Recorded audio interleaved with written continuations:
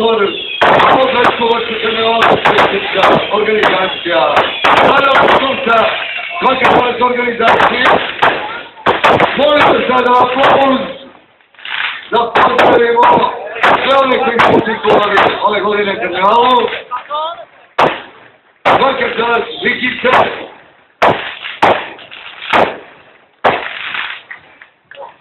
Kako dobro vatrove, gdje si napravili ovakve vatrove?